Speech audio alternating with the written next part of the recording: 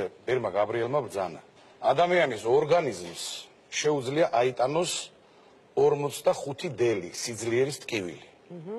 მაგრამ დედა მშობიარობისას განიცდის 57 დელი სიძლიერის ტკივილს.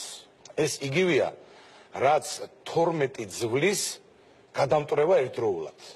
დედა, დედიკო დე, სიტყვა, რომელსაც ასაკი არ გააჩნია. დედა, ადამიანი, რომელმაც 9 თვე საკუთარი სხეულით ხო რომ მთელი ცხოვრება საკუთარი გულით გატარა. დედა, ადამიანი, რომელსაც შეუძლია საკუთარი თავი გასწიროს შვილის სიცოცხლისათვის დაუფიქრებლად.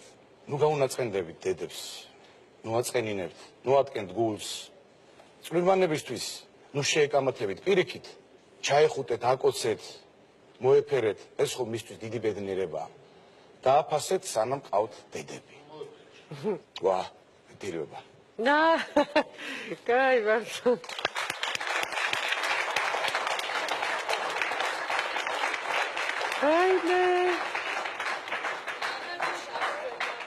იშიმშილა და იტანჯა ჩემთვის გასამართლებლად აბარ ამეთქმის.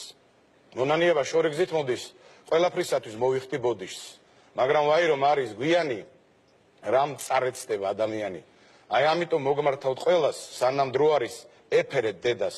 მაგრამ თუ უკვე ცოცხალი არ ყავთ, იქ რომ დაადგეს სხივი ნათელი, ნუ დაიზარებთ. მშობელ დედისთვის დანთეთ თუნდაც ერთი სანთელი.